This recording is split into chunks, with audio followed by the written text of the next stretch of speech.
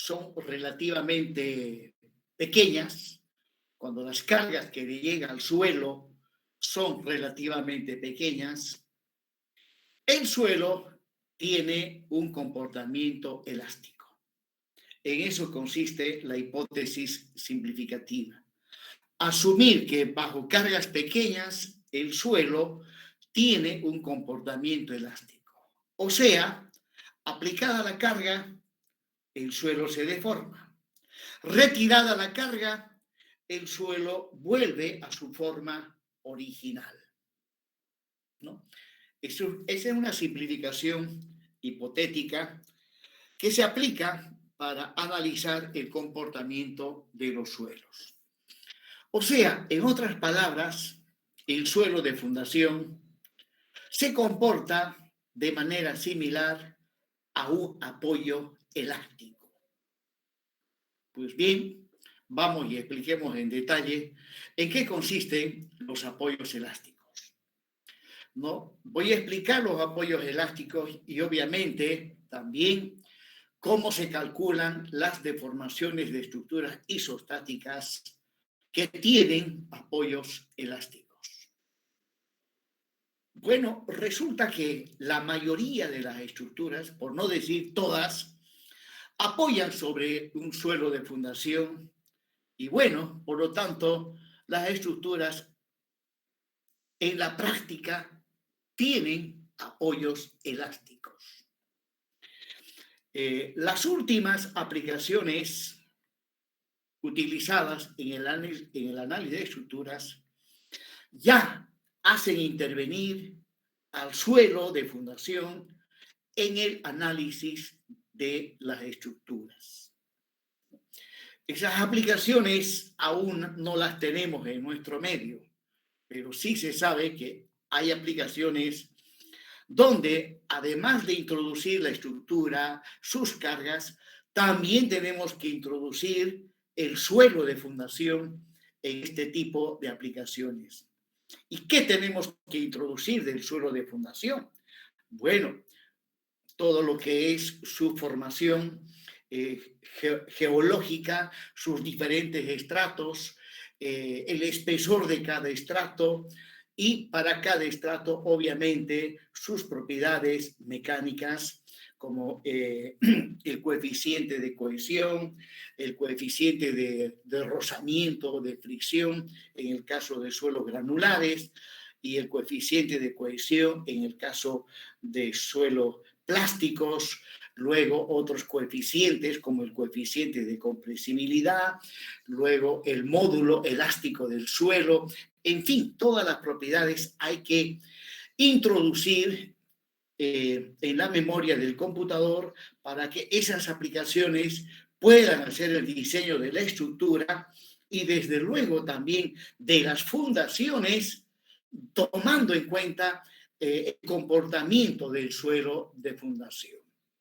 O sea, de a poco, estas aplicaciones nos están permitiendo realizar análisis estructurales más reales, más reales.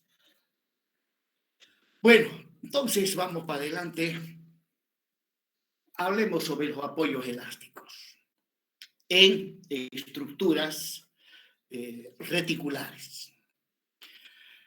Ahí estoy mostrando dos elementos lineales, podemos decir que son dos vigas, donde estas vigas obviamente deben tener apoyos. En este momento no estoy mostrando los apoyos. Paso inmediatamente a mostrar los apoyos de estas vigas. Ahí tengo para la viga que está más por debajo, estoy mostrando que en sus extremos tengo apoyos fijos.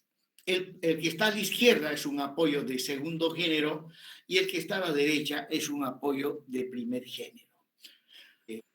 Por lo tanto, podemos decir que la viga CD es una viguita simplemente apoyada. Ahora, observemos la otra viga. Esa viga también, como cualquier viga, tiene apoyos. En su extremo derecho hay un apoyo de primer género, o sea, un apoyo articulado móvil, Y en su otro extremo, en el extremo A, como podrán ver ustedes claramente, esta viga, la viga AB, apoya directamente sobre la viga CD. Ahora, los apoyos C, D y E son apoyos cuya característica principal es que restringen el desplazamiento vertical de los nudos C, D y D. En cambio, para la viga AB, que apoya directamente sobre la viga CD, ¿ya? Debido a las cargas, la viga CD se ha de deformar. Y hablando de cargas, aquí voy a aplicar una carga a la viga AB. En el punto E aplico una carga puntual. Pues como consecuencia de esa carga puntual, la viga AB ha de trabajar a flexión y van a aparecer reacciones en el nudo B, en el apoyo en B, y desde luego también ha de aparecer reacciones en su apoyo en A. Esa reacción en apoyo en A obviamente se ha de transmitir a la viga CD. Se ha de transmitir a la viga CD deformándola. Por lo tanto, el extremo izquierdo de la barra AB, o sea, me estoy refiriendo al extremo A, ¿no? Cuando la viga CD se deforme hacia abajo, entonces la viga AB, que se encuentra apoyada en A, el extremo A ha de acompañar la deformación de la viga CD.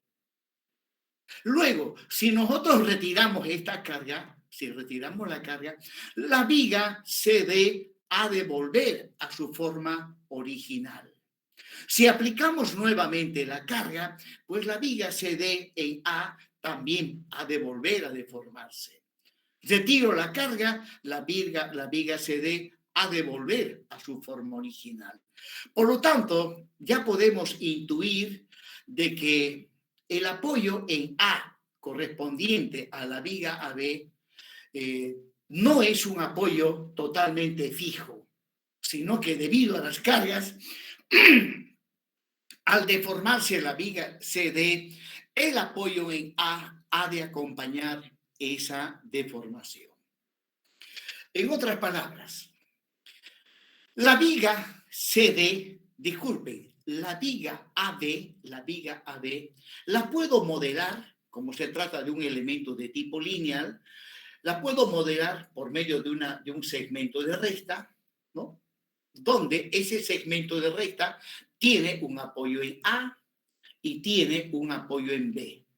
Y esa viga en el nudo E es sometida a una carga P sub K.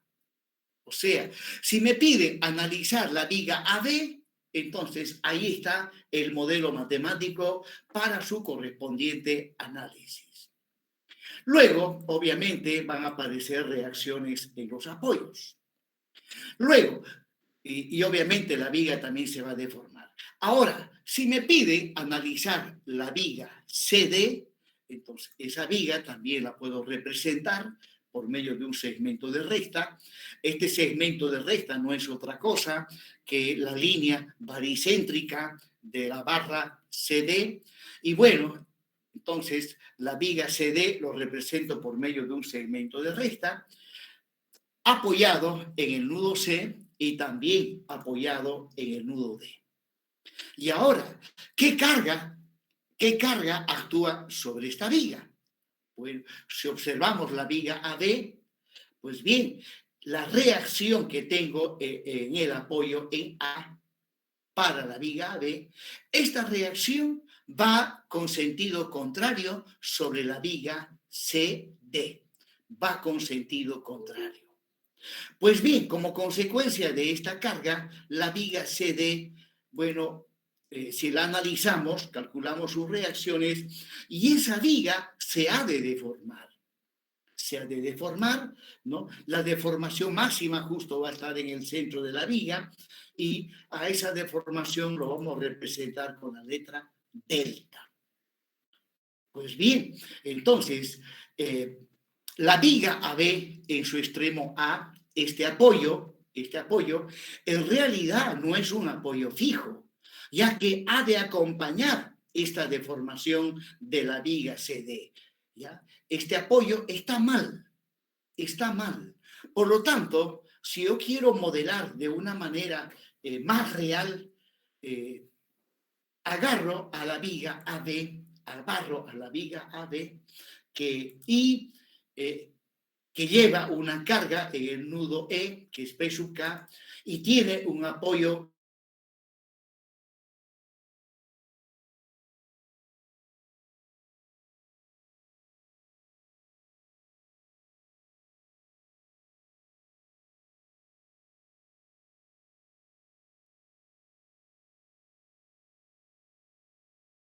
y ahí está. Delta es la deformación del resorte.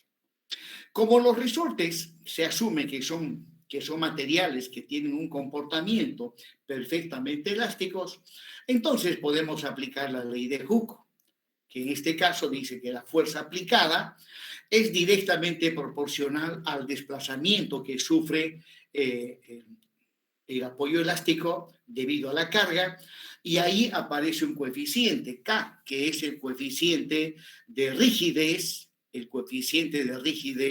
del resorte, ¿no?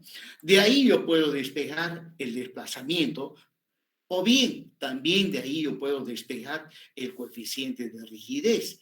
Según esta última expresión, para conocer el coeficiente de rigidez de un apoyo elástico, necesito conocer la fuerza que le llega a ese apoyo elástico y la deformación de ese apoyo elástico, ¿no?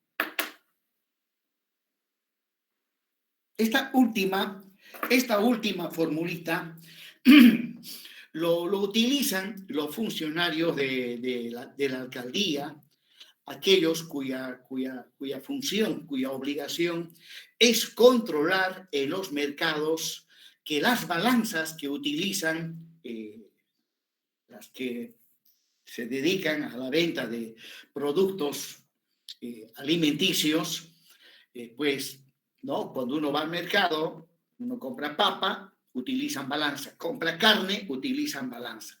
Entonces, los funcionarios de la alcaldía utilizan esta última formulita para verificar si las balanzas están en buenas condiciones de legalidad, ¿no? Entonces, lo que hacen ellos es, pues, colocar un peso sobre la balanza, y esas balanzas se deforman y se puede medir la deformación, ¿no? Ellos mismos lo miden, luego aplican la formulita y sale el coeficiente de rigidez. Y toda balanza siempre va, tiene de fábrica viene en la misma balanza, va anotado en alto relieve el coeficiente de rigidez. Entonces, lo que tiene que hacer el funcionario, hacer esta división y verificar que el valor obtenido coincida con lo que dice la balanza. De no ser así, pues los funcionarios de la alcaldía, felices y contentos, decomisan esa balanza. Y la decomisan y, ojo, que no la devuelven. Y eso obviamente ya está fuera de la ley. Y si no lo devuelven, ¿a dónde se va? Es la pregunta. ¿No? Y así van decomisando de todo y no los devuelven. Bien, jóvenes. Este sería el procedimiento para calcular el coeficiente de rigidez del resorte, que en el caso de trabajar en unidades del sistema técnico, la fuerza se mide en toneladas y el desplazamiento en metros, o si trabajamos utilizando las unidades del sistema internacional, las fuerzas se miden en newtons, o bien se miden en kilonewtons, o bien se mide en giganewtons, o bien se mide en teranewtons, y así sucesivamente. Eso dependerá de la magnitud de la fuerza. Cuando la fuerza es pequeñita, pues suficiente manejarlo en newtons, pero si la fuerza es, qué sé yo, 1000 newtons, 2000 newtons, 3000 newtons, conviene trabajar en kilonewtons. Pero si la fuerza es 100.000 newtons, 200.000 newtons, entonces conviene trabajar en meganewtons. Y si la fuerza es 1.000.000 de newtons, 3 millones de newtons, conviene trabajar en giganewtons. Bueno, y así sucesivamente, ¿no? O sea, no siempre se va a trabajar en kilonewtons, en meganewtons, en newtons. Depende de la magnitud, del valor numérico que estamos utilizando en nuestros cálculos.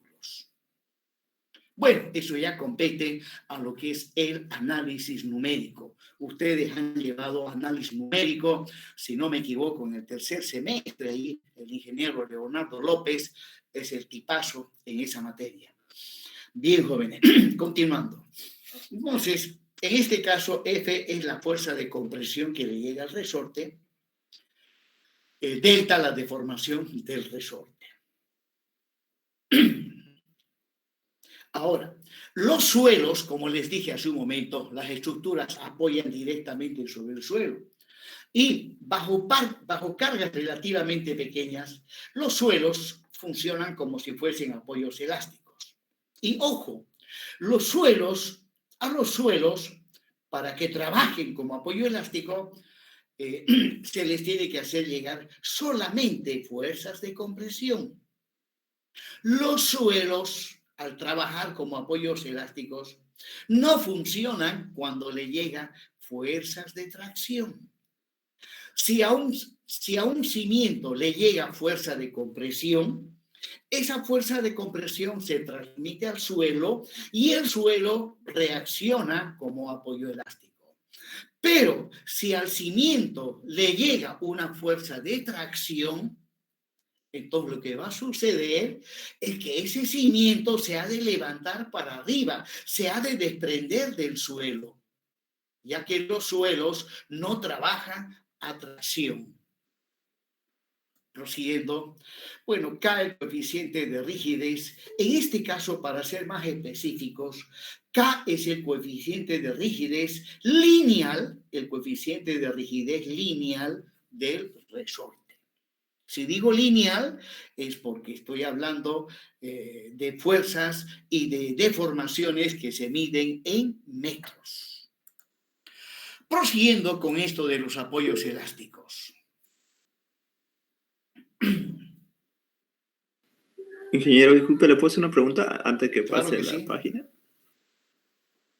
Ya, ingeniero, una consulta sobre las cargas térmicas. Es, digamos, si usted en el plano X, XY, usted nos dijo que la altura transversal era su altura, Sí, ¿no? sí. Pero, ¿y qué pasaría si hablamos de un pórtico espacial acá? Por ejemplo, supongamos que nos ponga una dirección Z. Si esto fuera transversal, entonces su altura no sería la base. En el caso de un pórtico espacial,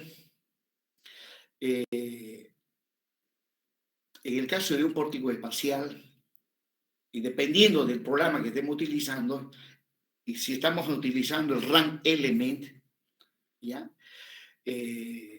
Los elementos estructurales tienen secciones transversales, suponiendo que sean las secciones transversales rectangulares. Entonces, por ejemplo, aquí estamos viendo dos elementos en el espacio. Entonces, a simple vista, ¿no? Suponiendo que el eje Y apunte para arriba, ¿no? El eje Y para arriba y el eje X para arriba. Ah, pero usted me dijo desde el punto de vista de la temperatura, ¿no? Sí, ingeniero, para Ah, calcular el coeficiente entonces, de A2. en este caso, aquí tengo un elemento espacial. Si la temperatura se propaga en la dirección del eje Y, o sea, hacia arriba o hacia abajo, ¿ya? El lado de la sección que es paralelo al eje Y es la altura. Pero si la temperatura se propaga en la dirección del eje X, ¿ya? Esto es lo que estoy hablando, es válido para el rango element solamente. Si la temperatura se propaga en la dirección del eje X, la altura para la viga AB sería este lado, el lado más corto, ¿no? Y si la temperatura se propaga en la dirección del eje Z, La altura para la barra CD sería el lado más corto de la sección transversal, o sea, el lado que está en la dirección en que se propaga la temperatura, ¿no? Ustedes saben que la temperatura no es un fenómeno físico estático, más al contrario, está en movimiento, ¿no? Las ondas térmicas de temperatura siempre se propagan en una cierta dirección. Por lo tanto, en resumen, ¿no? Si trabajamos en 3D, tenemos 3 ejes cartesianos. Entonces, tenemos que ver en qué dirección se está propagando la temperatura y, por lo tanto, para los elementos de la estructura, aquel lado que es paralelo a ese eje es la altura de ese elemento estructural cuando se esté analizando la temperatura. Ya. Muchas gracias, ingeniero. Bien, prosiguiendo, jóvenes. Ahora voy a calcular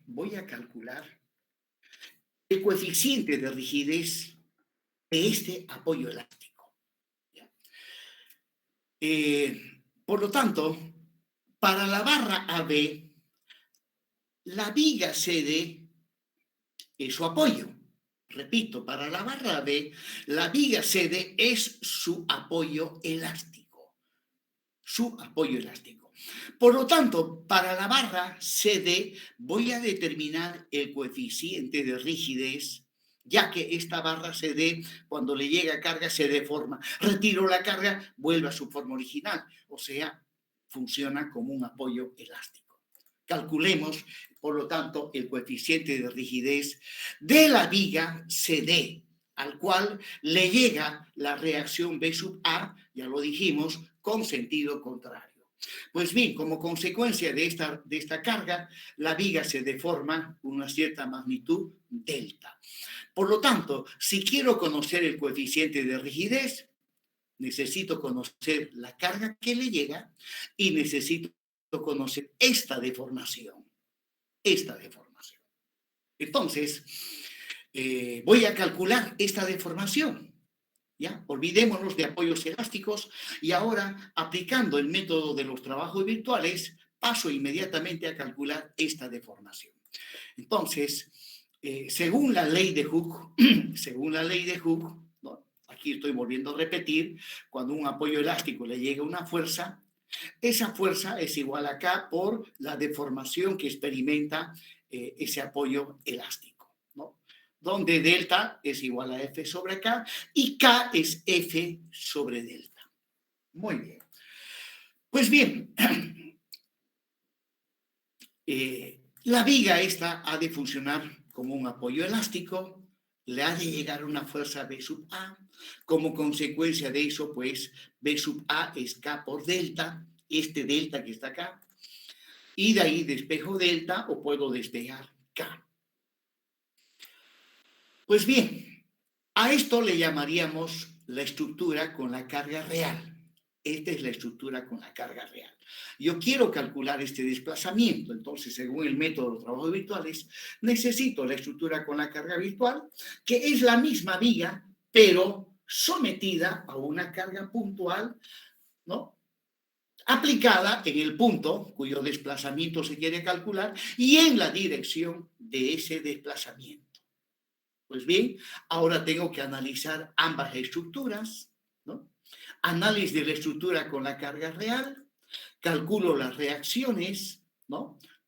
Si la carga es B sub A, esto vale 0,5 de B sub A, y el otro también por simetría tiene el mismo valor. Y luego, partiendo del apoyo en C a una cierta distancia X, ahí está la ecuación analítica del momento flector, la reacción multiplicado por X. Luego analizo la estructura con la carga virtual, calculo las reacciones, 0,5, la carga es 1 kilonewton, la reacción es 0,5 kilonewtons, y partiendo del apoyo en C, el momento será 0,5 multiplicado por X. Luego, ya tengo toda la información necesaria, aplico la formulita de Moore, integral de m barra m sobre I, y bueno, reemplazamos valores, ¿no? El m... Observen que la integral la barra tiene una cierta longitud L. La integral va solamente de 0 a L medios. Ya que voy a estas ecuaciones analíticas que ustedes ven acá, pues tienen validez solamente para la mitad del tramo. Tienen validez para la mitad del tramo. Pero como la estructura es simétrica, ¿ya? La integral lo llevo de 0 a L medios y lo multiplico por 2 para tomar en cuenta el otro lado de la viga.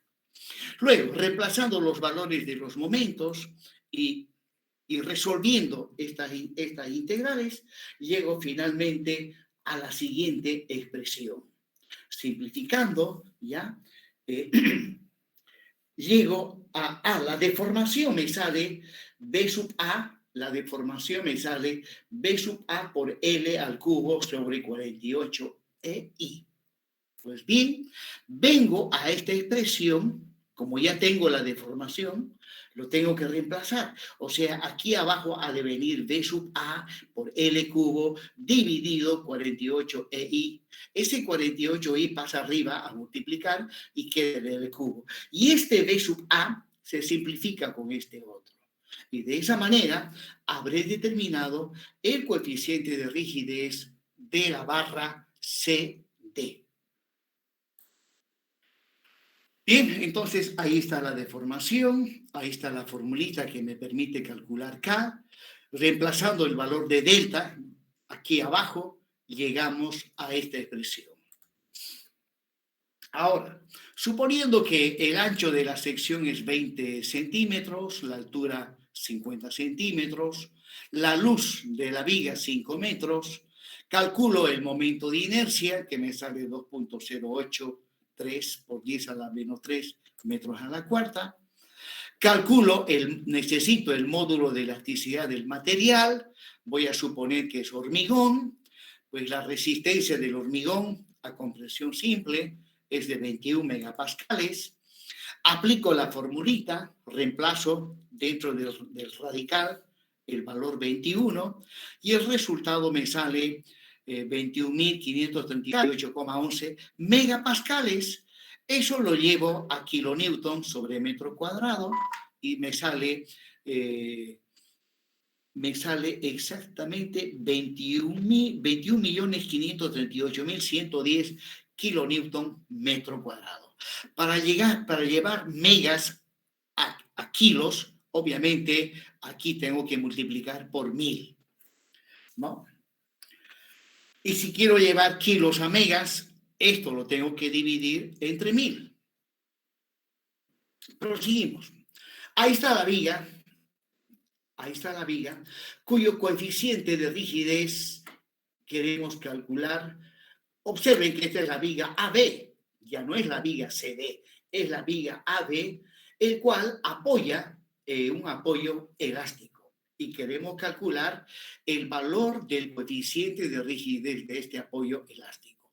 Entonces, lo que tengo que hacer es, en la fórmula que hemos determinado para el coeficiente de rigidez, simplemente reemplazamos valores, ¿no? 48 por E, que está en kilonewton metro cuadrado, el momento de inercia está en metros a la cuarta, y haciendo cálculos obtenemos, en este caso, que el coeficiente de rigidez es de 1,72 por 10 a la cuarta kilonewton sobre metro lineal. Sobre metro lineal. Bien, proseguimos. Ahora vamos a hablar del otro tipo de apoyo elástico. Acabo de explicar todo lo referente al apoyo elástico de tipo lineal. Ahora vamos a hablar de los apoyos elásticos de tipo angular. Bueno, para poder entender previamente, veamos los siguientes casos.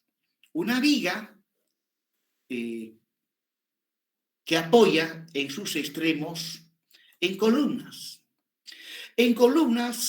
bastante delgaditas, de manera tal que esta viga, que está sometida a una cierta carga, es tal que las columnas como son muy delgaditas, su momento de inercia tiende a cero, ¿no? Su momento de inercia tiende a cero, o es de un valor muy reducido. Pues cuando se tiene estructuras con estas características, la viga, que es un elemento lineal, se la puede modelar como si estuviese simplemente apoyada en sus extremos. Como si estuviese simplemente apoyadas en sus extremos.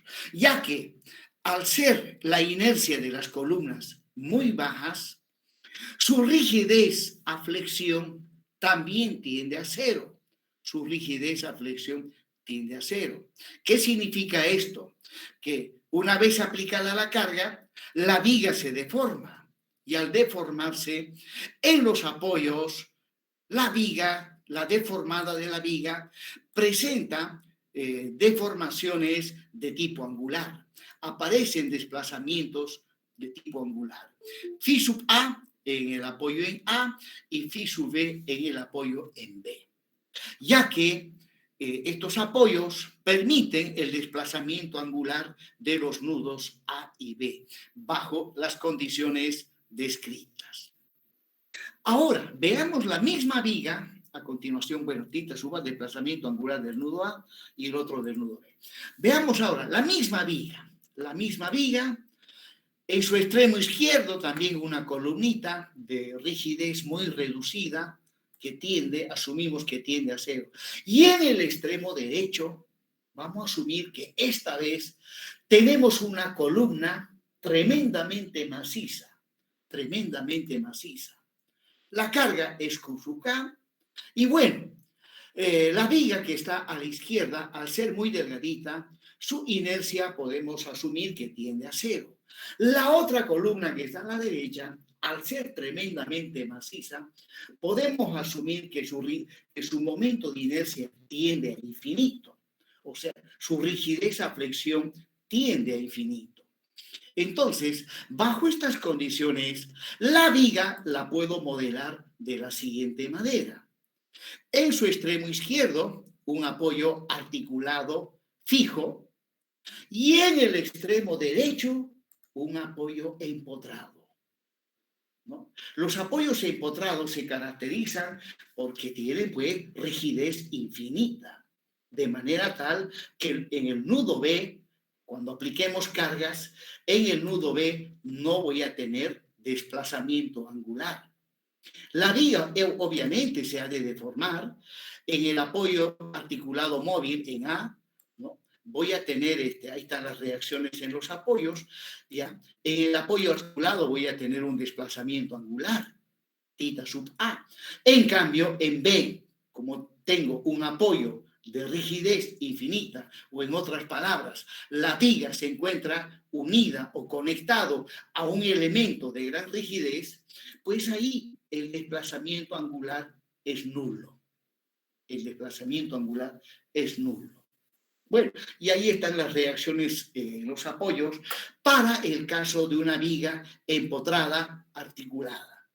Para el caso de una viga empotrada articulada.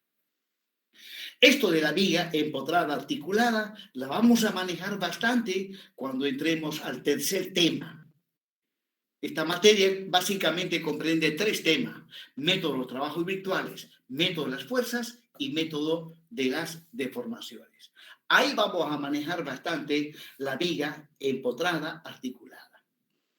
Bueno, sin embargo, en la materia de hormigón 1, y también en hormigón 2, en un examen les di esta viga y le dije, sabiendo que se tiene una viguita empotrada articulada, ¿no? Sabiendo que se tiene una viga empotrada articulada de luz igual a 3 metros, de sección rectangular, el ancho 20 centímetros, la altura 50 centímetros, resistencia del hormigón 21 megapascales, determine o diseñe las armaduras, la cantidad de acero que debe llevar la viga.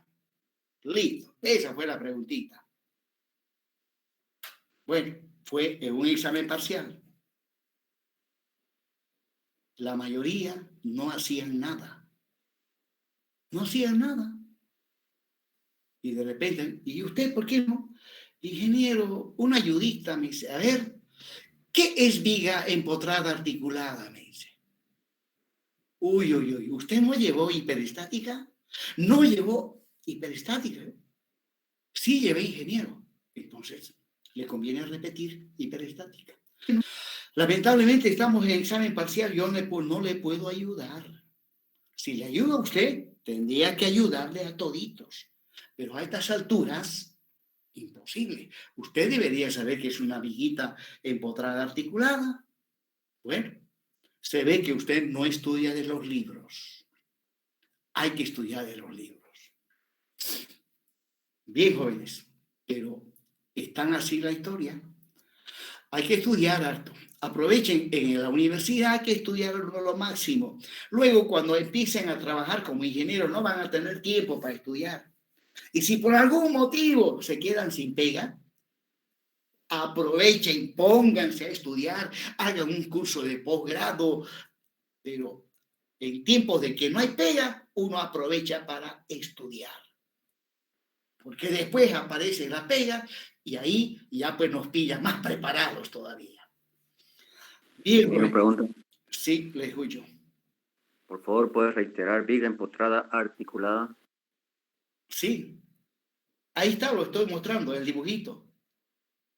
¿No? Es una barra que un extremo está empotrado y el otro tiene un apoyo articulado móvil. Puede ser también articulado fijo. Bueno, ya les dije, eso lo vamos a ver bastante en el tema 3. Bien, jóvenes, entonces, como pueden ver, la viga en su extremo derecho, al estar unido a un elemento de rigidez infinita, pues el desplazamiento angular es nulo. Pero en la vida real, ¿no? Esto que estoy mostrando, todo lo que estoy mostrando, en realidad es un sueño, es una ilusión. En la vida real no hay ni el primero ni el segundo. No hay eso en la vida real. Bueno, ¿qué hay entonces en la vida real? Resulta que en la vida real, por ejemplo, hablando de la columna en el lado B, las columnas ni son muy delgadas, ni son tremendamente macizas. ¿Ya? O sea, las columnas no tienen momento de inercia que tiende a cero, ni momento de inercia que tiende a infinito. No.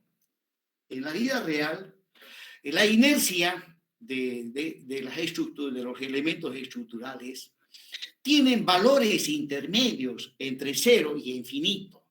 Tienen valores intermedios entre cero e infinito. Entonces, si en este caso, por ejemplo, en B tengo una columna que no es ni muy delgada ni muy maciza. Entonces, si es así, ¿cómo procedo para modelar la viga? Pues en este caso, voy a suponer aún todavía de que la columna que está a la izquierda tiene inercia que tiende a cero. En cambio, el de la derecha, su inercia está entre cero e infinito. Entonces, bajo estas condiciones, ¿cómo se modela la viga? Bueno, a la izquierda, pues lo modelo colocando un apoyo articulado fijo. Y a la derecha, ¿qué apoyo coloco? ¿Un apoyo empotrado? No, señor. Pues bien, el apoyo que debo colocar se haya constituido, no es un dibujo simple. En el caso de que la inercia esté entre cero e infinito, o sea, la columna tiene una rigidez a flexión, pero que no es infinita, entonces se la modela de la siguiente manera. Se la modela mediante un apoyo fijo articulado que permite desplazamiento angular, pero también debo colocar este apoyo. Un apoyo elástico de tipo angular.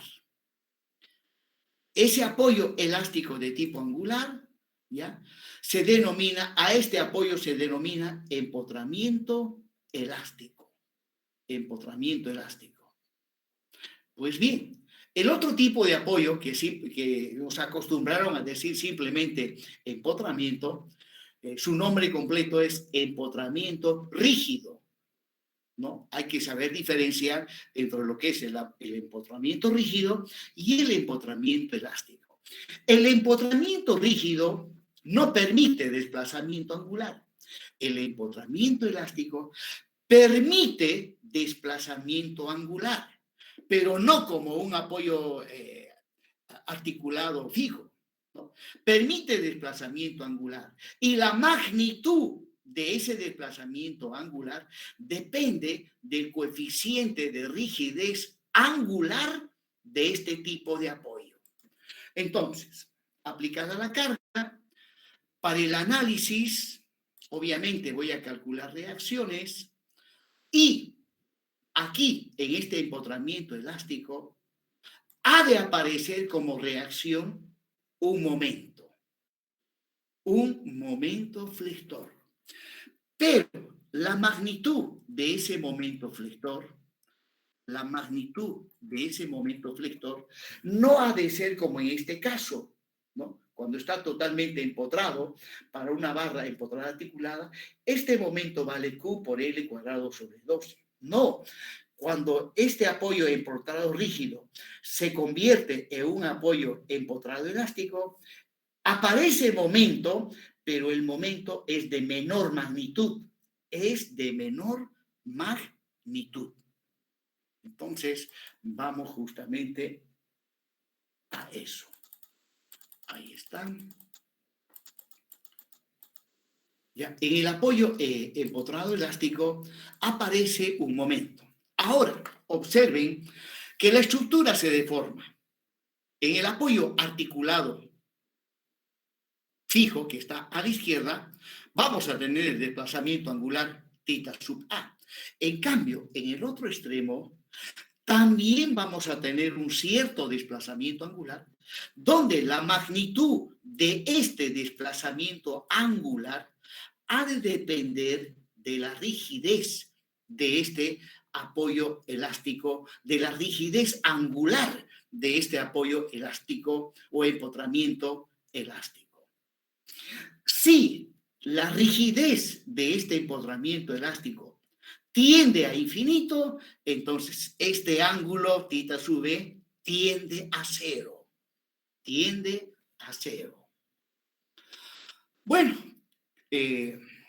aplicando la ley de Hooke a este tipo de apoyos angulares, apoyos elásticos angulares,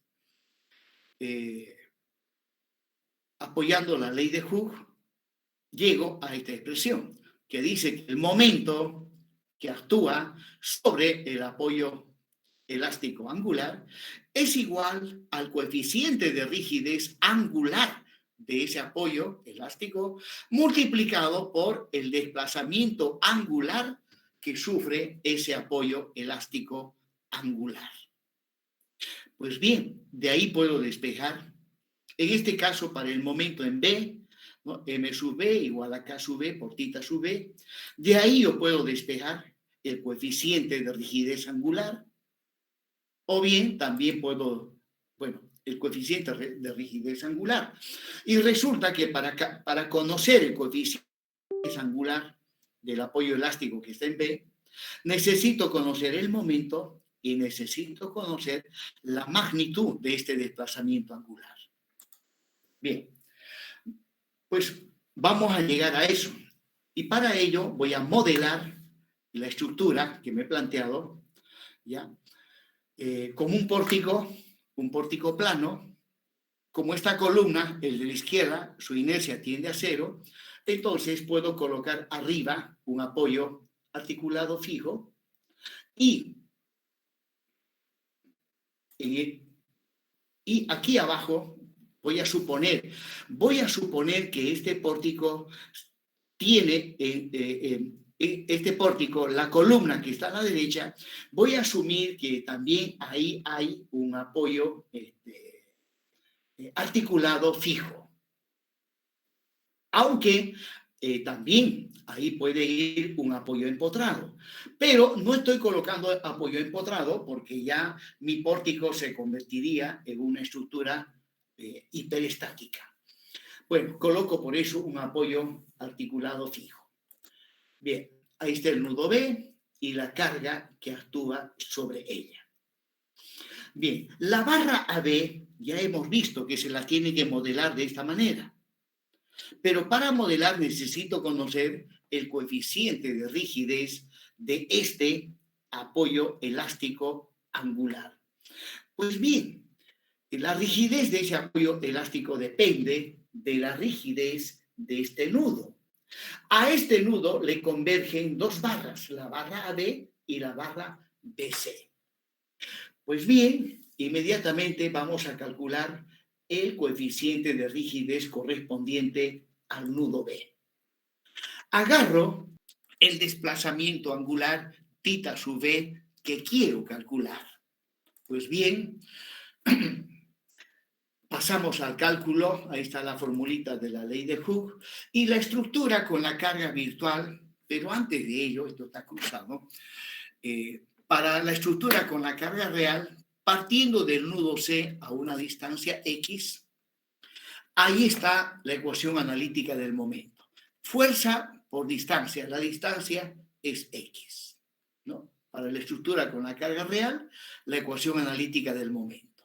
Luego, para la estructura con la carga virtual, calculo las reacciones en los apoyos, ¿no? Que en este caso, sumatoria de momentos con respecto al nudo C o al nudo B, llego a estas expresiones, donde las reacciones son igual a 1 sobre L. Luego, lo mismo que hice en la estructura con la carga real, partiendo del nudo C hacia arriba a una distancia X, la ecuación analítica del momento es 1 sobre L por X, que es X sobre L. Bueno, inmediatamente aplico la ecuación de Moore, ¿no?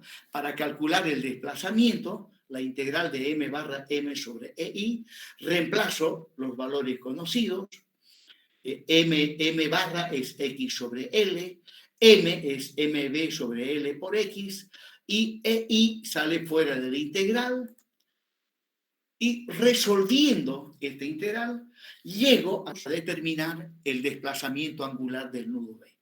Θ sub B es m sub B por L sobre 3EI. Ahora, de la ley de Hooke que dice que el momento es igual al coeficiente de rigidez angular del resorte por el desplazamiento angular, de ahí pues despejo el coeficiente de rigidez y debo reemplazar. Donde dice θ sub B, reemplazo esta expresión. Al reemplazar aquí en el denominador, se cancela este m sub B con este otro, 3EI pasa arriba al numerador y L queda en el denominador. Y no es más, ahí tengo el coeficiente de rigidez angular del resorte que estamos analizando. Bueno, nuevamente, asumiendo que el módulo de elasticidad del hormigón está ahí en kilonewton metro cuadrado, el ancho 20, la altura 50, la luz 4 metros, y que el momento de inercia tiene ese valor, pues bien, reemplazando en la fórmula, llegamos a esta expresión. 3.42 por 10 a la 3 toneladas metro sobre radián.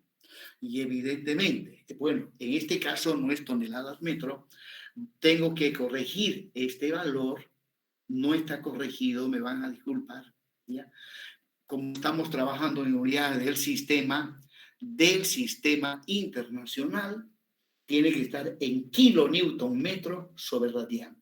Los momentos, el coeficiente de rigidez es momento sobre el desplazamiento angular. Los desplazamientos angulares siempre se miden en radianes. Siempre se mide en radianes. Y de repente alguien me dice, ¿por qué no se mide en grados, en grados centígrados?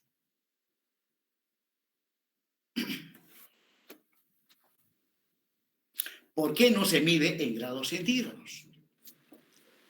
Esto ya es matemática. Grados hexadecimal. Sí, ¿por qué no se mide en... ¿Por qué se tiene que medir los ángulos o los desplazamientos angulares en radianes? Es obligatorio medir en radianes. ¿Por qué no se lo mide también en grados centígrados o en otras unidades de medida? Matemáticas hoy, y de lo más elemental.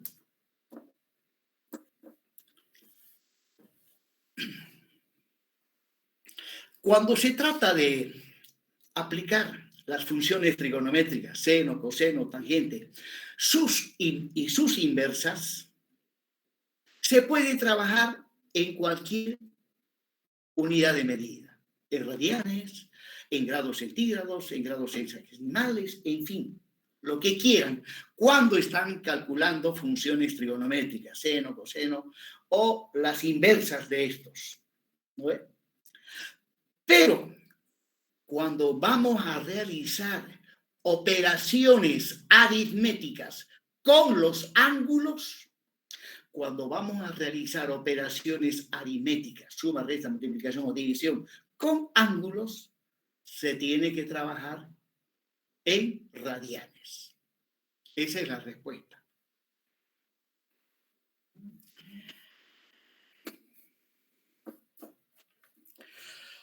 Yo fui más suertudo que ustedes. Yo también estudié en la Gabriel Cené Moreno desde el primer semestre, pero tuve más suerte que ustedes. En cuanto a docentes, mi docente de álgebra fue el doctor de apellido Massa. Era un ingeniero argentino. Mi profesor de álgebra lineal fue también el doctor Cautelier, Orlando Cautelier. Era doctor en matemáticas. También era argentino.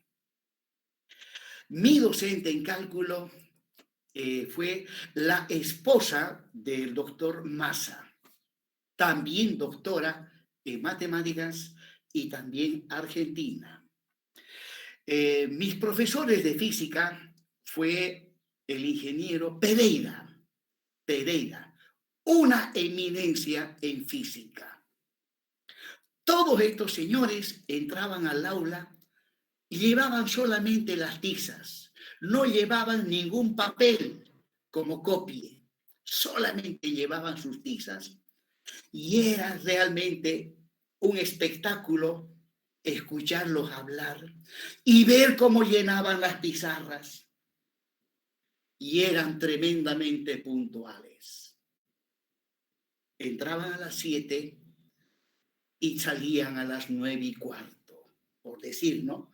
Aunque en esos tiempos los horarios eran diferentes. La mayoría de los docentes en la Gabriel eran argentinos, chilenos, uruguayos. No había ni un boliviano. ¿Sabían ustedes eso? No. Bueno, la historia reciente no está en los libros. No está. No conviene que esté en los libros. No conviene. Seguramente después que pase toda una generación, recién van a escribir la historia que sucedió a partir del año 1971 en Bolivia hasta el año 1978. Yo entré a la universidad el año 1974, ¿no? Bueno, resulta que no había ni un boliviano. Los bolivianos, que en ese entonces eran docentes, habían escapado o habían huido principalmente a Europa, a España, a Inglaterra. Los que no pudieron huir, los mataron. Y estos señores argentinos que estaban como docentes también habían huido de Argentina. En Argentina mataban gente. Estuvimos en tiempo de dictadura. Todo Latinoamérica fue intervenida militarmente por medio de las dictaduras militares. Y todos los cabecillas de los militares fueron educados en Estados Unidos. ¿Ya? Desde los 16 años iban allá a educarse en la Escuela de las Américas. Y desde los 16 años los educaban en Estados Unidos y salían militares con el grado de subteniente, pero la disciplina militar los convertía en hombres que más amaban a Estados Unidos que a su misma patria.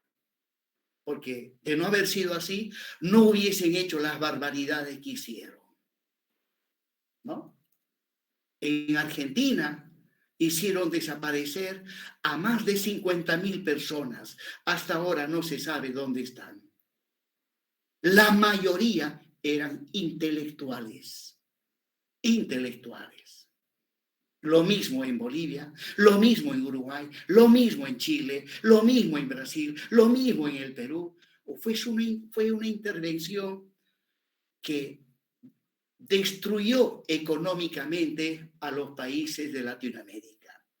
Y desde esa época, estos países no se pueden levantar.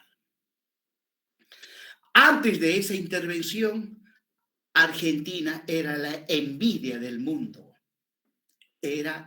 Argentina vislumbraba como una potencia mundial. Lo mismo Chile, lo mismo Brasil.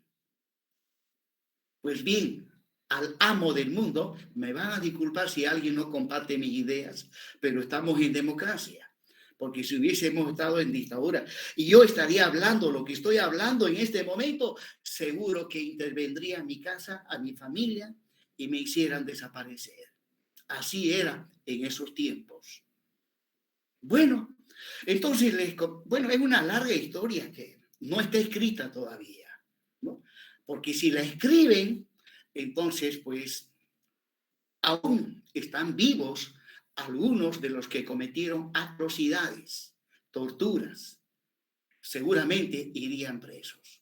Al menos en Bolivia, no se habla sobre el tema. Calladitos todavía, ¿no? Bueno, tuve la suerte de tener docentes buenísimos en las áreas de las matemáticas. Y luego estuvieron más o menos estos docentes unos 2 años, y cuando de repente nomás desaparecieron.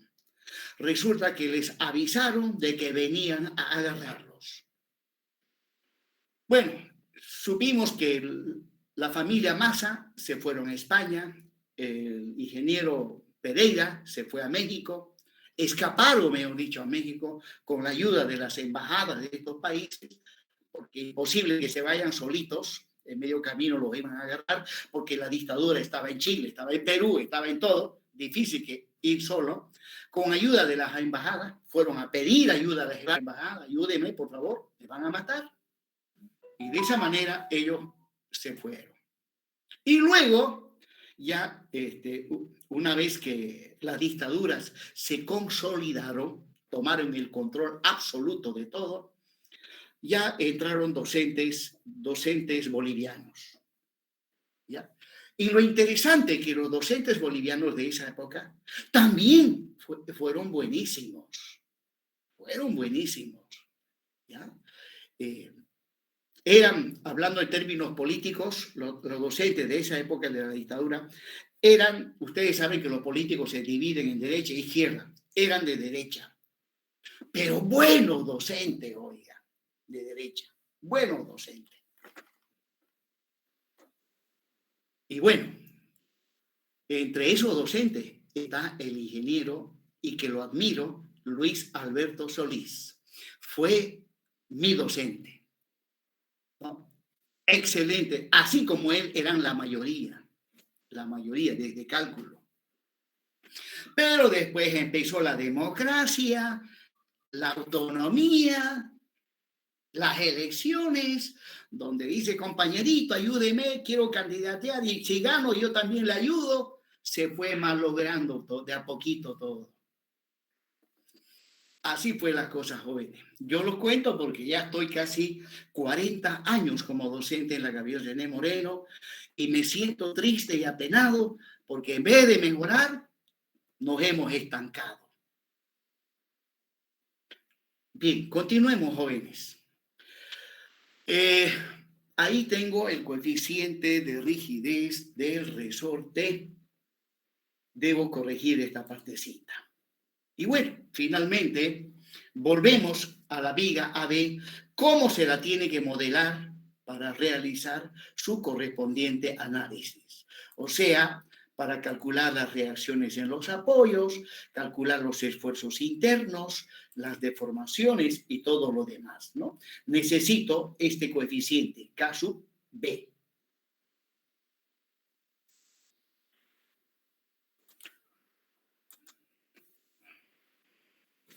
Bien, jóvenes, nos vamos a dar un descansito de 10 minutos, jóvenes, por favor. 10 a 12 minutos, un descansito, para luego continuar.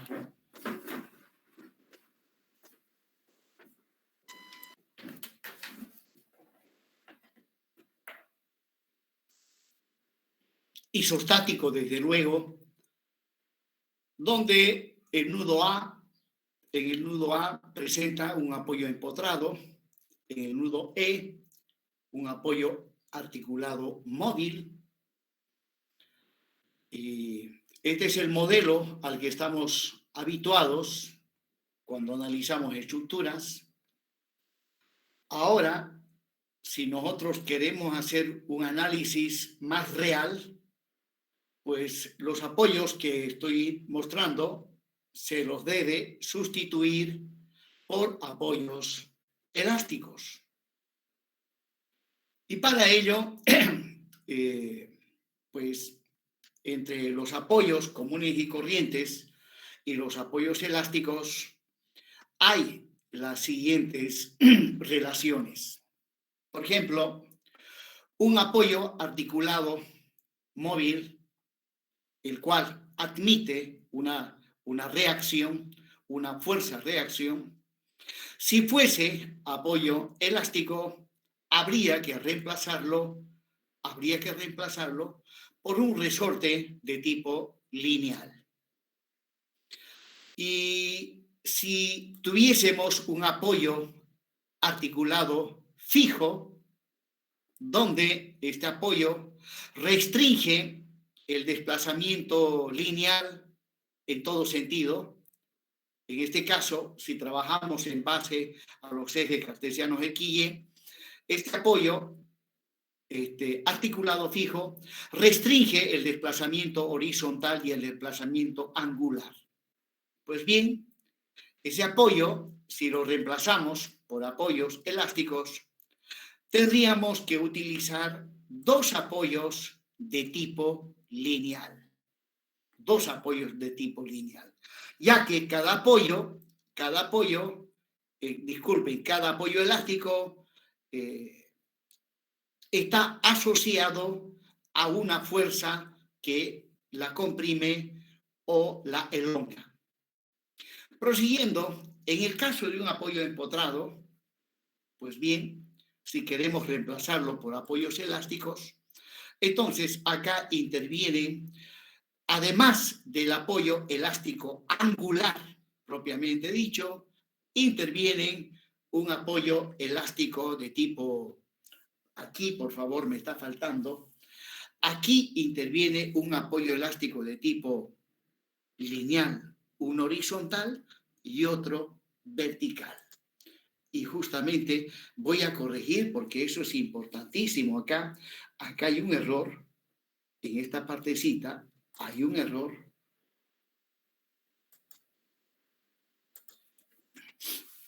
Entonces, aquí tiene que venir, o sea, el apoyo empotrado. Este lo voy a traer ahí.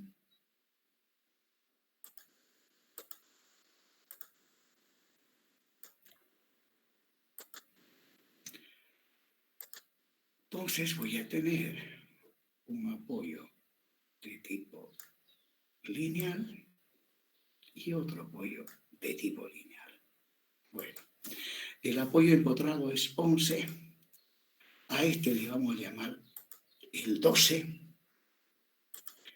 El 12. Vengo para acá. Ahí está el 12. Luego, a este le vamos a llamar el 13. Me vengo para acá. Y, ok, 13. Muy bien, ahora sí estamos bien.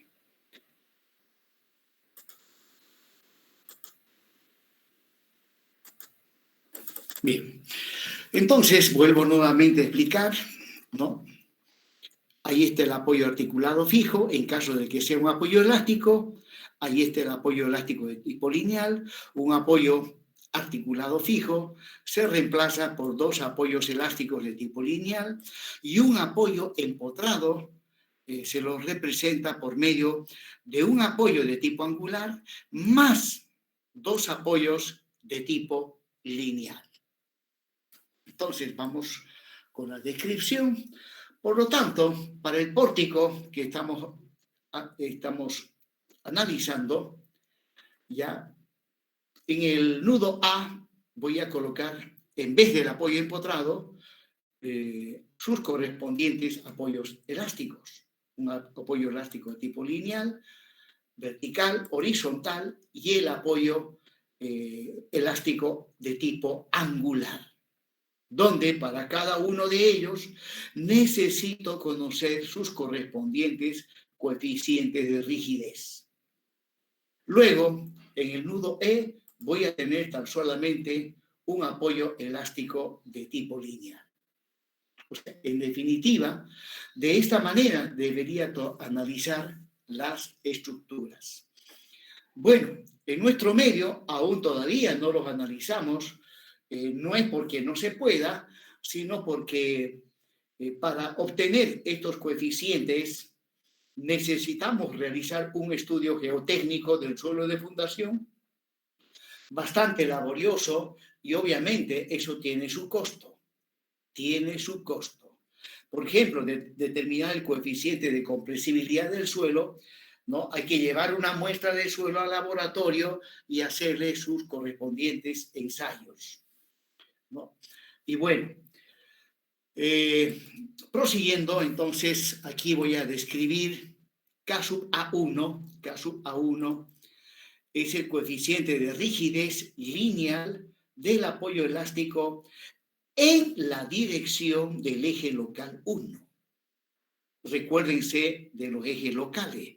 Para la barra AB, si esta barra la dibujo de abajo hacia arriba, el eje local 1 va en la dirección de la barra, el eje local 2 apunta hacia la izquierda y el eje local 3 viene saliendo de la pantalla, perpendicular a la pantalla.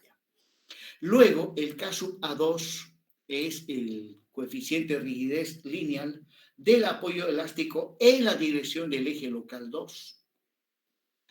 Luego, K sub E1 en el apoyo en E es coeficiente de rigidez lineal en la dirección del eje local 1 también. Y finalmente, el apoyo elástico de tipo angular, K sub A3 representa el coeficiente de rigidez angular del apoyo elástico en la dirección del eje local 3. En la dirección del eje local 3. ¿Por qué digo en la dirección del eje local 3? Porque si para este apoyo aplico la regla de la mano derecha y con la palma de la mano, agarro a este apoyo, tratando de girar como gira el apoyo, el pulgar de la mano derecha se observa que apunta hacia afuera de la pantalla. Acá no se ve el eje local 3 porque es perpendicular a el plano de la pantalla del computador o del dispositivo que estén utilizando. Continuemos con esto de los apoyos elásticos. Dice, calcular el desplazamiento angular relativo de los nudos D y D. Bueno, ahí está el mismo pórtico que hemos estado analizando, y pide calcular el desplazamiento angular relativo de los nudos B y D. Pues bien, ahí está la estructura con la carga real, ¿no? Q sub K es la carga, en este caso. Asumimos que todas las barras son de sección rectangular y la misma sección, por simplicidad. Bien, y ahí está la estructura con la carga virtual. La misma estructura, pero la carga ya no es la misma. En este caso, como pide calcular el desplazamiento angular relativo de los nudos B y D, la carga virtual consiste en aplicar momentos virtuales sobre el nudo B y sobre el nudo D. Solo que estos momentos deberán tener sentidos contrarios. Ahí va. El momento sobre el nudo B, sentido horario, y el momento sobre el nudo B, sentido antihorario. Esa es la carga virtual cuando se quiere calcular el desplazamiento angular relativo de dos nudos, en este caso de B y D. Pues bien, hay que analizar la estructura con la carga real. También tenemos que analizar la estructura con la carga virtual. Bien, recordemos el teorema de los trabajos virtuales. Dicen, ¿no? El trabajo virtual realizado por las cargas externas tiene que ser igual al trabajo virtual realizado por las cargas o esfuerzos internos. Ahí está la formulita. Continuando, ahí está el pórtico. Los apoyos en el nudo A y el apoyo en el nudo B. Y la carga. Pues bien, la estructura con la carga real, que yo lo había descrito anteriormente, y lo que tendríamos que hacer inmediatamente es calcular las reacciones en los apoyos. Entonces, en el apoyo en A, voy a tener como reacciones dos fuerzas más un momento. Dos fuerzas más un momento. Y en el apoyo en E voy a tener como reacción tan solamente una fuerza vertical. Una fuerza vertical. Bien. Luego, la estructura, pues, como esta es la estructura con la carga real, debido a esta carga y obviamente también debido a los apoyos elásticos, la estructura se deforma. La estructura se deforma y en este caso pide calcular el desplazamiento angular relativo de los nudos B y D. O sea, en el nudo B voy a tener un desplazamiento angular. En el nudo D también voy a tener otro desplazamiento angular. O sea, el nudo B ha de girar. El nudo B también ha de tener un giro. Pues bien, eso que llamamos desplazamiento angular relativo de los nudos D y D no es otra cosa que la diferencia entre estos dos desplazamientos angulares, ¿no? Tita sub V menos tita sub D. Bueno, la ley de Hooke dice fuerza es igual a K por delta. Eso se aplica a los resortes de tipo lineal, de ahí despejo delta. Para resortes de tipo angular, la ley de Hooke dice que el momento es K por tita, de ahí despejo tita. Por lo tanto, los delta son las deformaciones que han de experimentar los apoyos elásticos de tipo lineal. Y tita representa los desplazamientos angulares que van a sufrir los apoyos elásticos de tipo angular. En este caso tenemos un solo apoyo elástico de tipo angular. Bien. Entonces, si continuamos con el análisis de la estructura con la carga real, empezamos calculando las reacciones en los apoyos. en donde, aplicando las condiciones de la estática, determinamos RA1, RA2, R, el momento MA3 y RE1. Luego, inmediatamente, pasamos a el cálculo de los esfuerzos internos en las barras de la estructura, ¿no? O sea, recorriendo la estructura de un extremo a otro y dibujando los diagramas de cuerpo libre de cada una de las barras, determinamos las ecuaciones analíticas de los esfuerzos internos, ¿no? Bueno, ya les hice un ejemplo de cómo se hace esto, como repasando isostática, porque algunos todavía fallan en isostática. Eso se ve en los exámenes, porque si nadie fallara en isostática, ¿no? Seguro que no haría esos ejemplos, no los haría, directamente pasaría esto, ya que se supone que ustedes saben calcular reacciones, y les diría simplemente, aplicando la condición de la estática, se calculan reacciones. Luego, los esfuerzos internos, recorriendo barra por barra, se determinan los esfuerzos internos, M de X, N de X, V de X y T de X, para cada barra. Para cada barra. Y luego, tita sub B, vamos a llamar tita sub B, a el desplazamiento angular del nudo B, ya está en el gráfico. Tita sub D, el desplazamiento angular del nudo B, el giro que experimenta el nudo B. Prosiguiendo. Aquí vamos a repasar y recordar un poco lo que dice la tercera ley de Newton. Establece que cuando dos cuerpos entran en contacto, el uno le aplica una fuerza al otro y el otro inmediatamente reacciona con una fuerza de igual magnitud, pero de sentido contrario. O sea, esta expresión matemática es una expresión vectorial, ya que las fuerzas son vectores. Dice que la fuerza que el cuerpo 1 le aplica al cuerpo 2 es igual a la fuerza que el cuerpo 2 le aplica al cuerpo 1, pero con sentido contrario. Eso dice la tercera ley de Newton, y es algo que se cumple no solamente dentro del campo de las matemáticas, sino también dentro del campo de la economía, dentro del campo de la sociología, ¿no? Dentro del campo de la vida común y corriente. Por eso hay un dicho que dice entre las gentes que dicen: siembra vientos y cosecharás tempestades. O sea, la acción es el viento, las tempestades son la reacción. Pues bien, en esta vida, si uno hace algo mal, seguro que va a haber, si la acción es algo malo, tengan plena seguridad que sí va a haber la reacción, y también mala.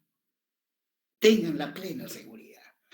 No, eso deberíamos, la tercera ley de Newton debería enseñarse a todo el mundo, especialmente a los malos que paran haciendo cosas malas.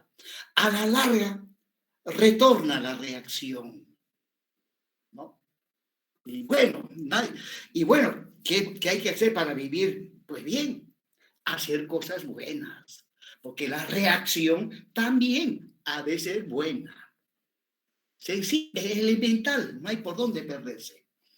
Bien, jóvenes, continuemos entonces con el comportamiento de los apoyos elásticos. Según la tercera ley de Newton, ¿ya? Si a un resorte que tiene un cierto coeficiente de rigidez le llega una fuerza, ¿no? Le llega una acción, inmediatamente pues aparece el resorte se deforma e inmediatamente aparece la reacción. Acción y reacción. Se supone que ya he calculado las reacciones, ¿no? En la anterior diapositiva, aplicando las condiciones de la estática, se supone que ya he calculado las reacciones. Pues aplicando la tercera ley de Newton, que dice que la acción es igual a la reacción, pero de sentido contrario. O sea, si yo tengo la reacción, significa que tengo la fuerza que le llega al resorte. La fuerza que le llega al resorte. Estas dos fuerzas son de igual magnitud, pero tienen sentidos contrarios. Sentidos contrarios. O sea, tienen sus diferencias. Pero hay una diferencia entre estas dos fuerzas, entre la fuerza de acción, la que le llega al resorte, y la reacción, hay una diferencia bastante importante. Y es que esa diferencia está en que la fuerza de acción, la que le llega al resorte, es un vector móvil. En cambio, la reacción es un vector fijo, no se mueve. El de arriba sí se mueve. Cuando el resorte porque debido a el resorte se va a deformar. Y al deformarse, esta fuerza acompaña ese movimiento. Entonces, hay que saber diferenciar entre estas dos. La reacción es un vector fijo, no se mueve.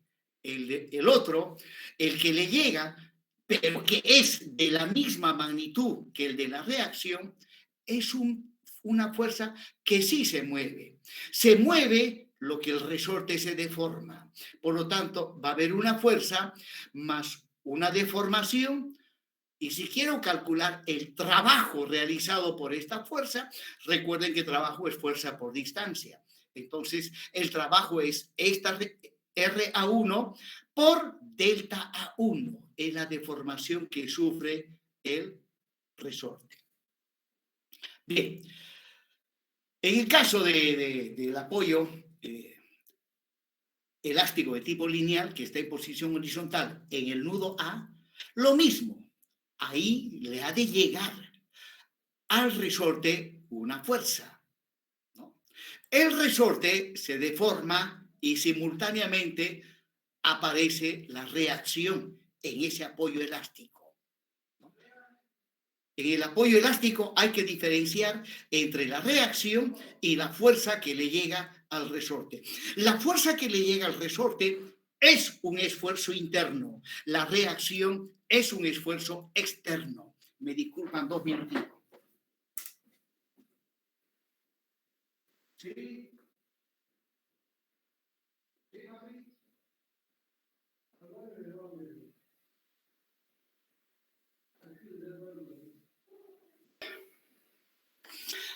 Bien, estamos analizando los apoyos elásticos que hay en el nudo A del pórtico que nos hemos planteado.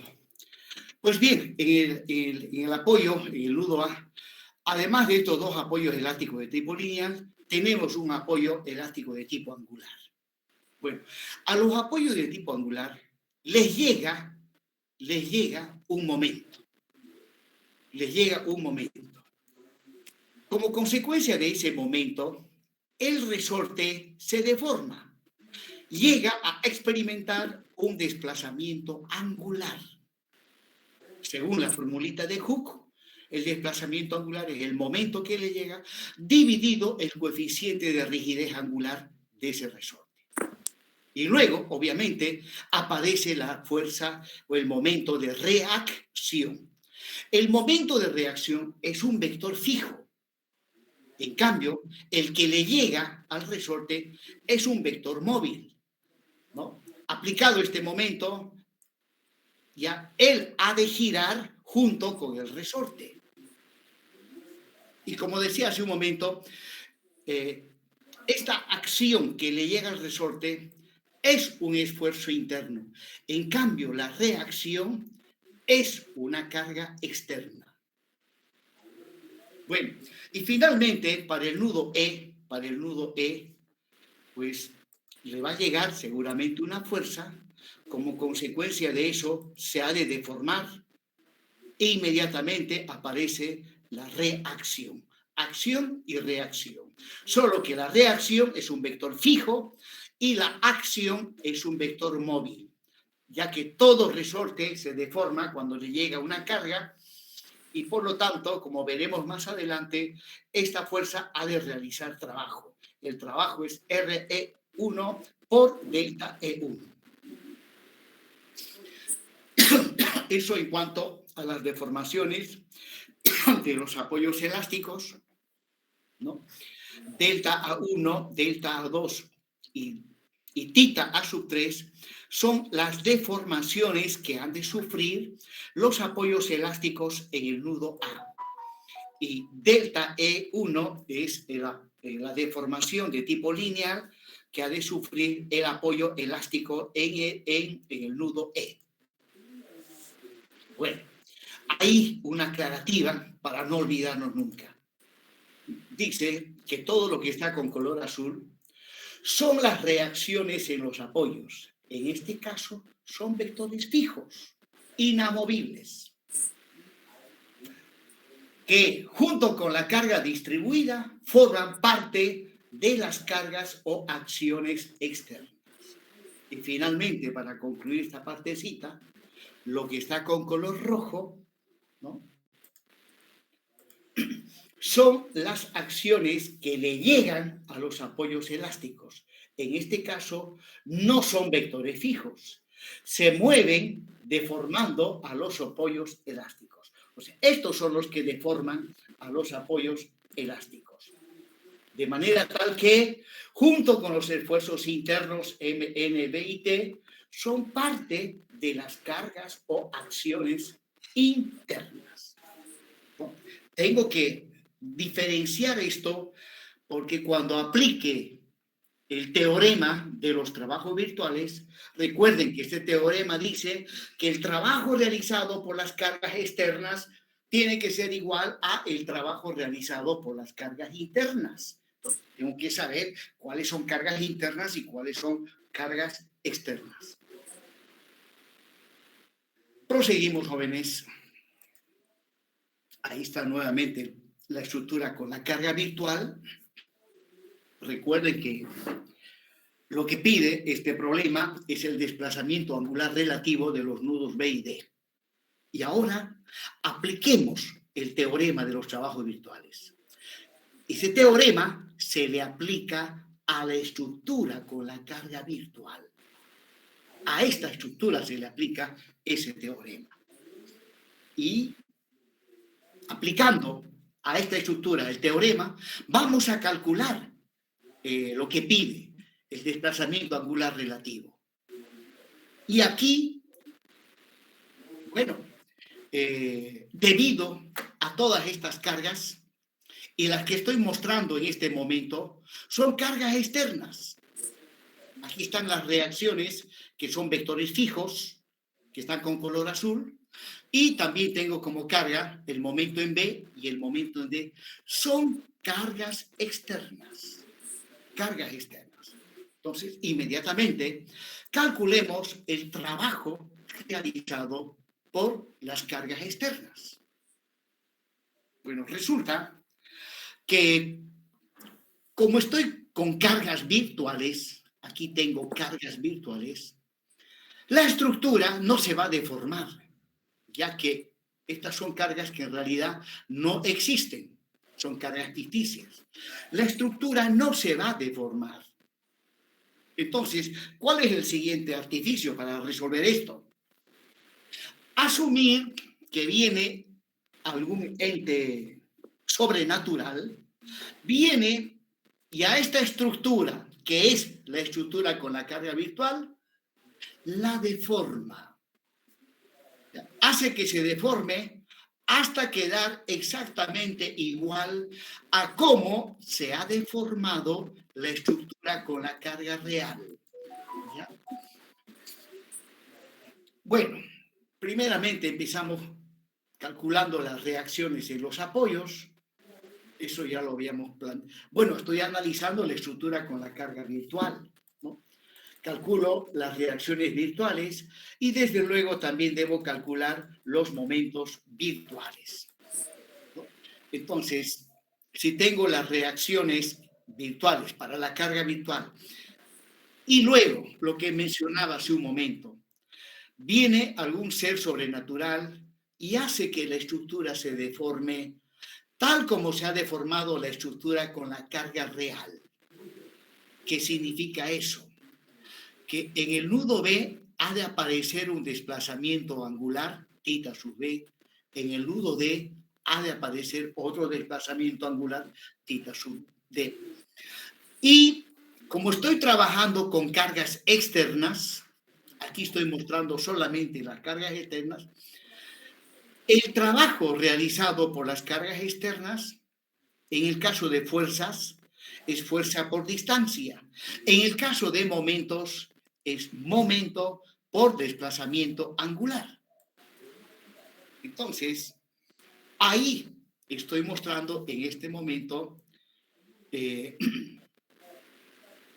el desplazamiento que sufre el apoyo elástico A1, el desplazamiento que sufre el apoyo elástico A2, el desplazamiento angular que sufre el apoyo elástico A3 y el desplazamiento o la deformación que sufre el apoyo elástico E1.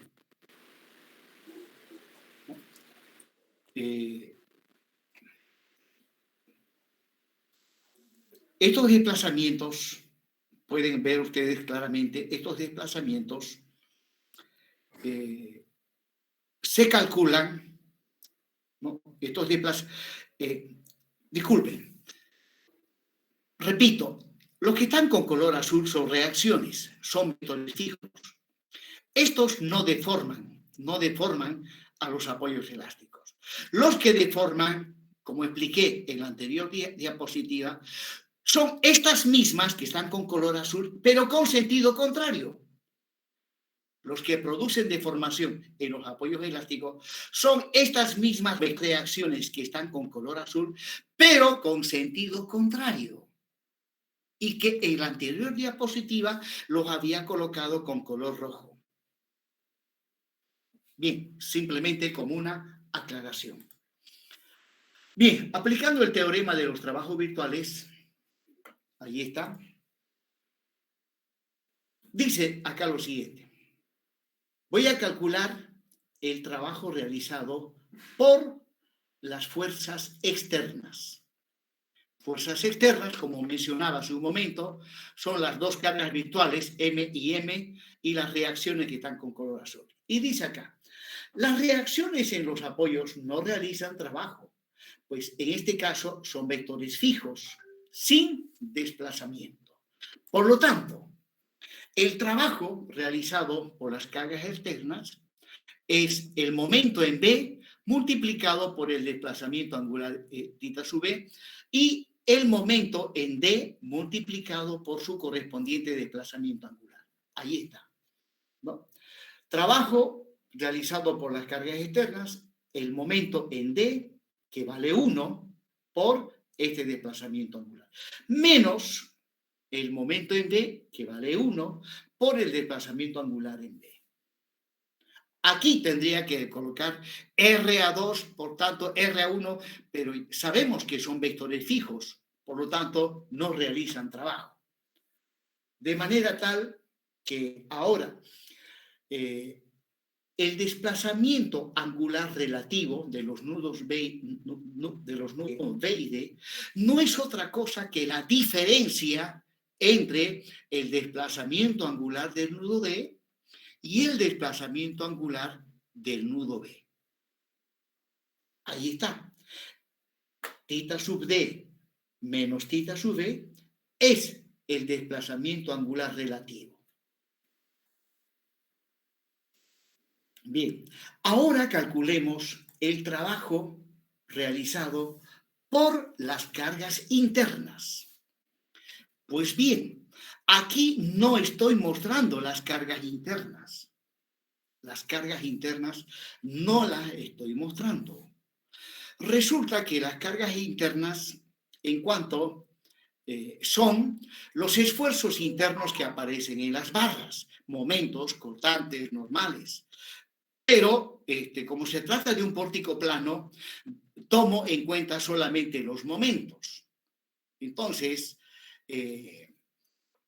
El primer término en la última ecuación que estoy mostrando toma en cuenta justamente la deformación debido a los esfuerzos internos que aparecen en las barras, en este caso al momento flector. Luego, a los resortes le llegan fuerzas y como consecuencia de ello, cada resorte se deforma. Por lo tanto, las fuerzas que le llegan a los resortes realizan trabajo. Y, como dije hace un momento, las fuerzas que le llegan a los resortes son estas reacciones que están con color azul, pero con sentido contrario. Entonces, empecemos. A este resorte que está en posición vertical, a A1, le llega una fuerza. ¿Qué fuerza le llega? Esta misma, pero con sentido contrario, que lo he colocado con color rojo. Entonces, el trabajo realizado sobre este resorte es la fuerza que le llega, RA1, por la deformación que sufre ese resorte. Luego, vamos al siguiente. Lo mismo, la fuerza que le llega es RA2, pero con color rojo. ¿Qué significa el rojo? Que es la fuerza que le llega al resorte. RA2 por la deformación que sufre el resorte. Y así sucesivamente vamos al tercer resorte de tipo lineal. La fuerza que le llega es esta misma, pero con sentido contrario, RE1, por la deformación que sufre el resorte. Y finalmente vamos al resorte de tipo angular, ¿no? Es el momento que le llega. El momento que le llega es esta reacción, pero con sentido contrario, que es el MA3, por el desplazamiento angular, que es θ sub A3. Bien, llegado a esta expresión, esto podemos simplificar, ¿no?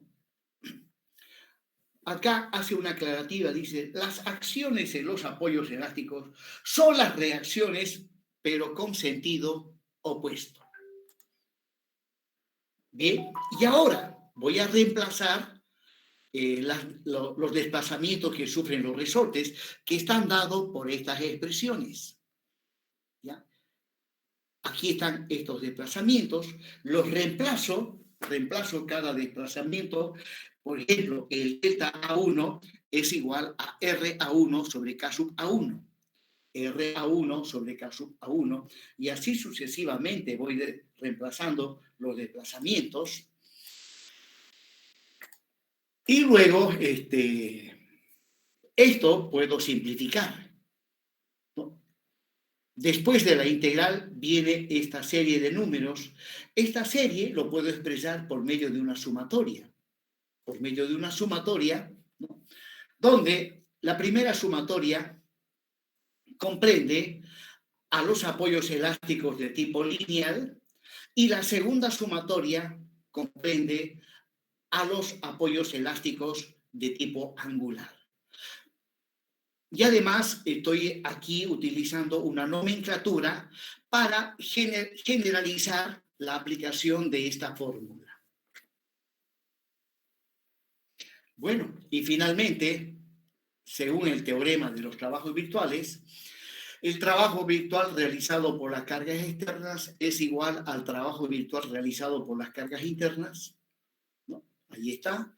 Reemplazando, en el miembro izquierdo voy a tener delta y en el miembro derecho la otra expresión. Y no es más. Ahí tienen ustedes la expresión matemática para calcular los desplazamientos de estructuras isostáticas cuando, además de tener cargas, en este caso cargas distribuidas, se tiene apoyos elásticos. El primer término en el miembro derecho toma en cuenta la carga distribuida, en este caso, que era Q sub K, y los dos últimos términos toman en cuenta las deformaciones debido a los apoyos elásticos, ya que los apoyos elásticos se deforman y obviamente eso influye en la magnitud del desplazamiento que se quiere calcular. Proseguimos, jóvenes. Ahí está, esa es la fórmula. Ahora, tomando en cuenta todos los demás temas que hemos visto hasta la fecha, y desde luego tomando en cuenta los apoyos elásticos, la ecuación general de Moore quedaría finalmente expresada de esa manera, ¿no? El primer término toma en cuenta las deformaciones debido a las cargas externas, como cargas distribuidas, cargas puntuales. Las distribuidas pueden ser triangulares, uniformes, trapezoidales. Los siguientes dos términos, donde están los coeficientes K1 y K2, toman en cuenta las deformaciones debido a la temperatura, a la variación de la temperatura.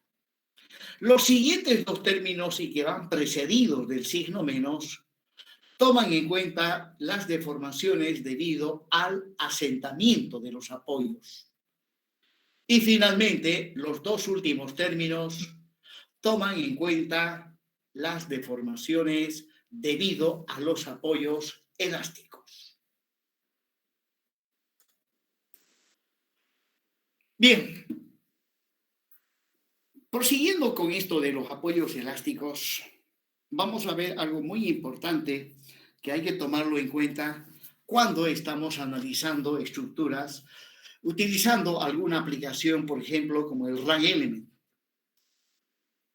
¿no? En este caso, los elementos estructurales que apoyan directamente sobre el suelo son los elementos llamados cimientos o fundaciones.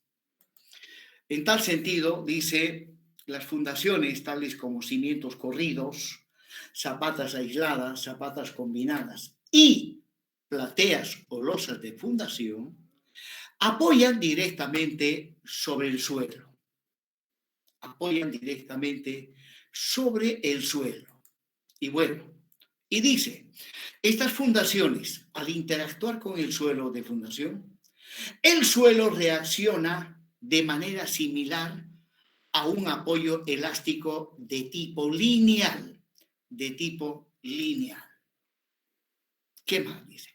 Bajo cargas de servicio,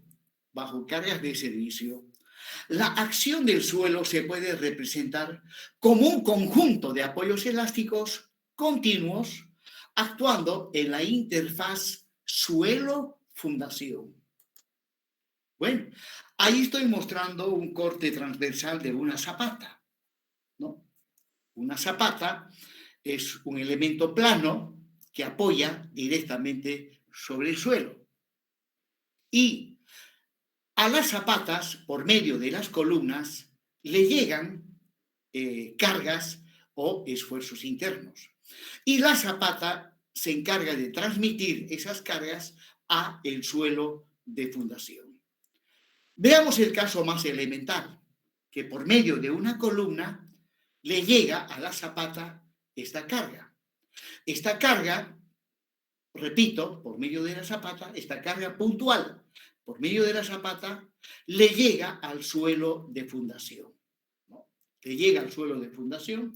En este caso estoy asumiendo que hay un momento más que le llegan a la zapata y luego al suelo de fundación. Y el suelo de fundación, como veremos a continuación, reacciona. Reacciona como si fuese constituido por miles y miles de apoyos elásticos,